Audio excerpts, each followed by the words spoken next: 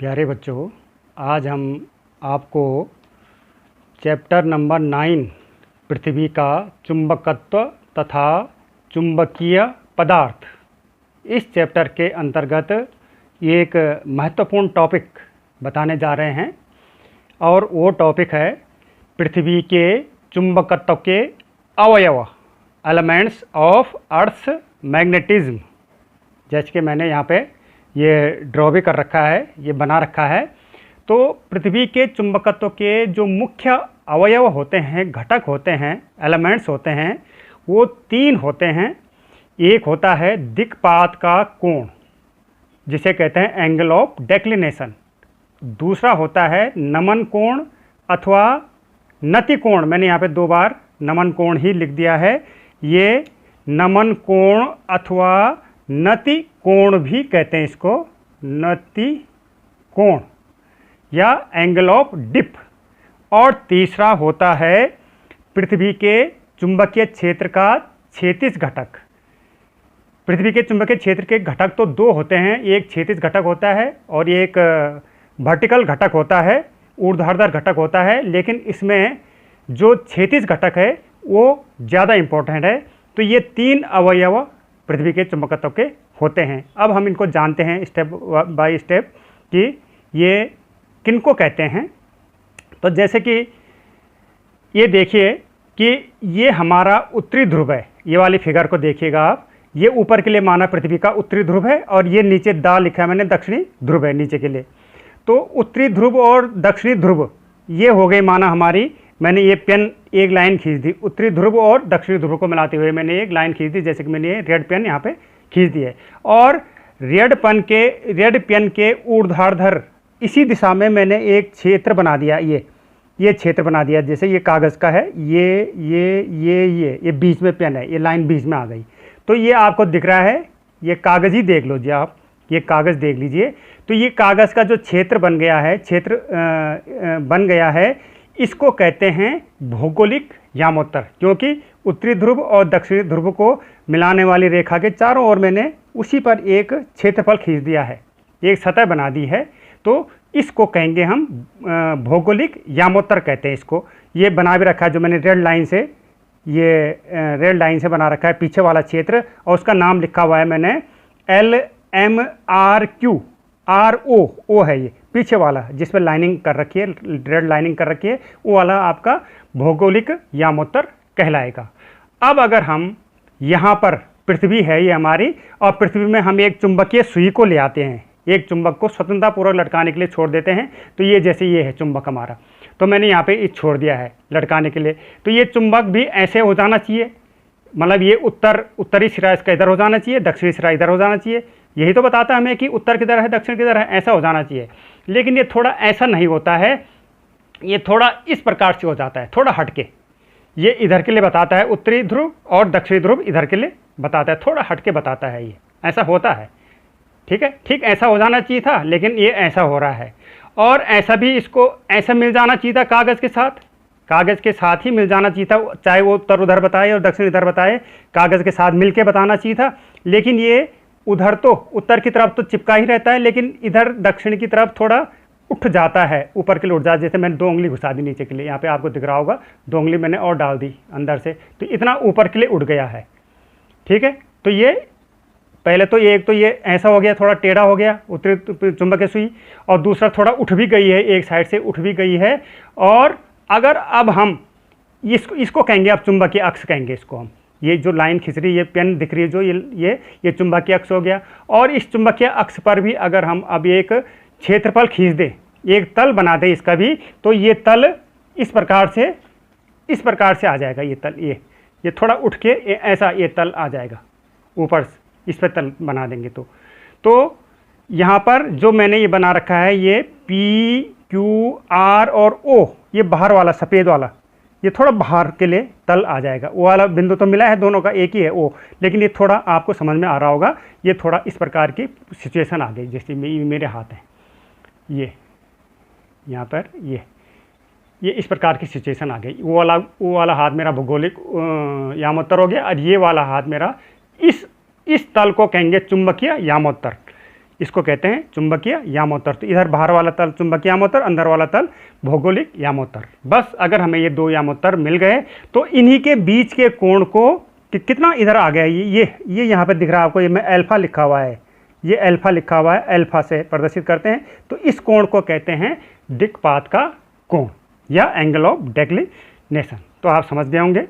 तो अगर आप दिक्पात के कोण की परिभाषा लिखनी है तो आप सीधे सीधे एक लाइन में उत्तर देना है, तो आप सीधे सीधे लिखेंगे कि भौगोलिक यामोत्तर और चुंबकीय यामोत्तर के बीच के कोण को दिक्पात का कोण कहते हैं और इसे अल्फा से प्रदर्शित किया जाता है। ठीक है, अब आते हैं हम नंबर 2, नमन कोण अथवा नति कोण। नमन का मतलब झुकना, नमन करना किसी को, तो झुकना का मतलब है। एंगल ऑफ डिप भी कहते हैं इसको। अब देखिए, यहीं पर देखिएगा कि मैंने अभी आपको ये जब दिक्पात का कोण बताया तो मैंने कहा कि ये ऐसा ठीक नीचे कागज़ इस तल पे भौगोलिक यामोत्तर से मिलके नहीं है, बल्कि इधर की साइड थोड़ा उड़ गया है, इधर की साइड के लिए उड़ गया है। इस पर हमने तल खींचा, उसको हमने चुंबकीय यामोत्तर बोला। चुंबकीय यामोत्तर और भौगोलिक यामोत्तर के बीच के कोण को हमने दिक्पात का कोण बोल दिया।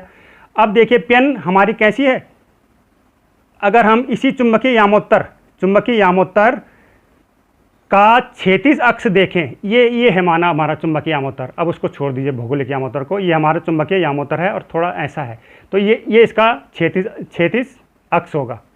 और ऐसी है पेन ऐसी है, तो क्षैतिज अक्ष चुंबकीय यामोत्तर के क्षैतिज अक्ष के साथ ये पेन जो नीचे के लिए भी झुक रखी है, ऐसे नीचे के लिए, ये कितना कोण बना रही है, ये वाला कोण नमन कोण कहलाता है। इसी को एंगल ऑफ डिप कहते हैं।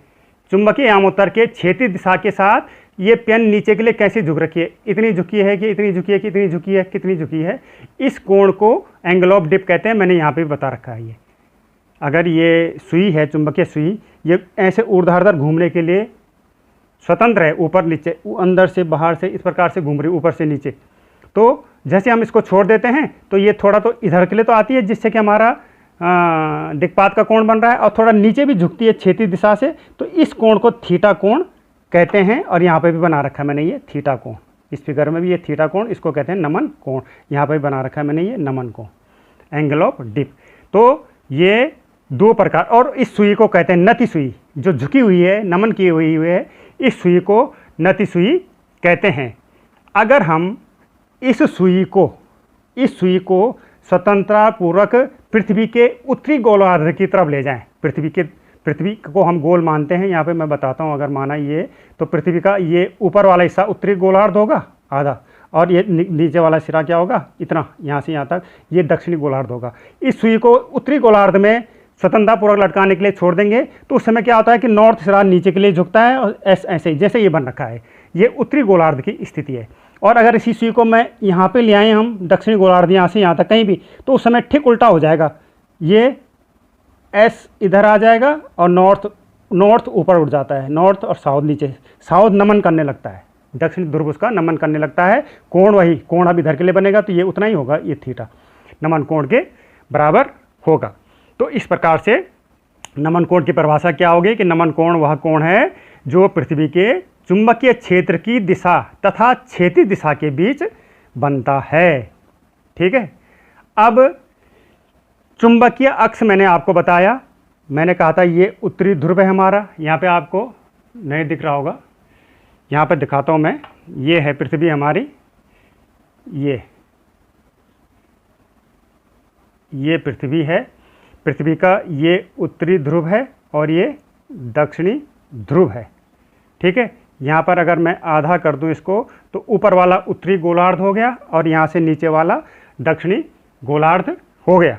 ठीक है, तो मैंने यहाँ पे बताया था कि इस नमन सुई को उत्तरी गोलार्ध में ले जाएंगे तो नॉर्थ वाला सिरा ही झुकेगा, ऐसे थीटा कोण बनेगा। लेकिन इस सुई को यहाँ दक्षिणी गोलार्ध में ले जाएंगे तो साउथ वाला सिरा झुकेगा नीचे के लिए, ऐसी पोजीशन हो जाएगी, उस समय साउथ वाला सिरा झुक जाएगा। अगर इधर लाएंगे तो ऐसे, ये साउथ, ये नॉर्थ, और ये थीटा कोण वही बनेगा, नमन कोण के बराबर बनेगा। ये चीज़ हो गई।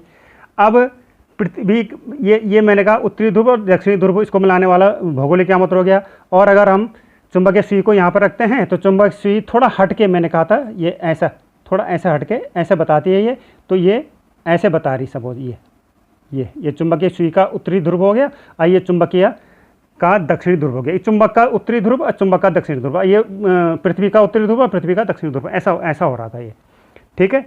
और ये चुंबक का अक्ष भी कहते हैं इसको, इस उत्तरी ध्रुव चुंबक का उत्तरी ध्रुव और चुंबक के दक्षिणी ध्रुव को मिलाने वाले चुंबकीय अक्ष बोलते हैं। इस चुंबकीय अक्ष के ठीक 90 डिग्री पर अगर हम एक लाइन खींच दें 90 डिग्री पे ये, तो इसको कहते हैं चुंबकीय निरक्ष, इसको कहते हैं चुंबकीय निरक्ष और इसको कहते हैं चुंबकीय अक्ष। ये आपके पास आपके समझ में आ रही होगी ये बातें, ठीक है। तो ये मैंने इसलिए बताया कि अगर हम इस चुंबकीय ध्रुवों पर ले जाएं, इस चुंबकीय उत्तरी ध्रुव पर और चुंबकीय दक्षिणी ध्रुव पर इस मैग्नेटिक नीडल को ले जाएं, तो ये यहाँ पर जाकर के सीधे इस प्रकार से खड़ी हो जाती है, ऊर्ध्वाधर खड़ी हो जाती है। इसका मतलब यहाँ पर उत्तरी ध्रुव पे और दक्षिणी ध्रुव पे भी ये ऐसी खड़ी हो जाती है, ऐसी, ये ऐसे तो ऐसी खड़ी हो जाएगी, यहाँ पे भी ऐसी खड़ी हो जाएगी। तो इसका मतलब क्या है कि चुंबकीय ध्रुवों पर चुंबकीय क्षेत्र क्या होता है, ऊर्ध्वाधर होता है, लंबवत होता है, पृथ्वी के लंबवत होता है। और अगर इसी कंपास नीडल को, मैग्नेटिक नीडल को इस निरक्ष पर ले जाएं, निरक्ष के सिरों पर ले जाएं, ये निरक्ष लाइन बताई थी मैंने, इस पर ले जाएं, तो यहाँ पर ये सुई ठीक समांतर हो जाती है पृथ्वी तल के, ऐसे हो जाती है, ऐसे। अगर ये ऐसे है तो ये ऐसे और ऐसे हो जाएगी।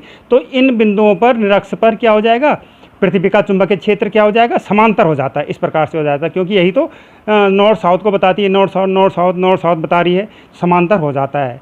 तो यही कारण है कि जब मैग्नेटिक नीडल को, चुंबकीय सुई को चुंबकीय ध्रुवों पर ले जाते हैं तो नमन कोण कितना हो गया यहाँ पे, नमन कोण को क्या बताया था मैंने, क्षैतिज से बना हुआ कोण। तो क्षैतिज ऐसा है और ये ऐसा हो गया, लंबवत हो गया, तो नमन कोण कितना हो गया, 90 डिग्री का हो गया। तो इसका मतलब चुंबकीय ध्रुवों पर नमन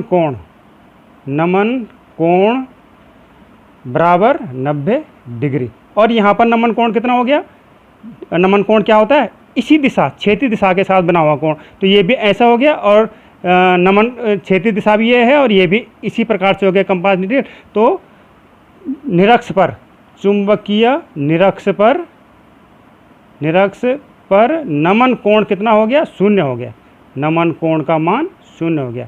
तो ये भी एक प्रश्न बन जाता है, तो इसे आप ध्यान दीजिए। अब हम आते हैं नंबर 3, पृथ्वी के चुंबकीय क्षेत्र का क्षैतिज घटक। इसके लिए हम इसी फिगर को देखेंगे ऊपर, ये सब कुछ मैंने आपको समझा दिया, बना दिया है। तो यहाँ पर ये चुंबकीय नीडल है, ये वाली, ये चुंबकीय सुई है, इस दिशा में ठहरी हुई है। तो ये O से Q की तरफ यहाँ पर चुंबकीय क्षेत्र है, जिसको कि मैंने BE यहाँ पर BE से प्रदर्शित कर रखा है। तो इस चुंबकीय क्षेत्र के हम 2 रेक्टेंगुलर कंपोनेंट कर देते हैं। तो इसके 2 घटक, आयताकार घटक, एक घटक ये हो गया BH और एक घटक ये हो गया BV, 2 घटक हो गए। और ये कोण तो हमारा थीटा है ही, नमन कोण मैंने बता रखा था थीटा है। तो अब देखिएगा इस फिगर को आप देखते रहिएगा कि समकोण त्रिभुज, ये POQ में समकोण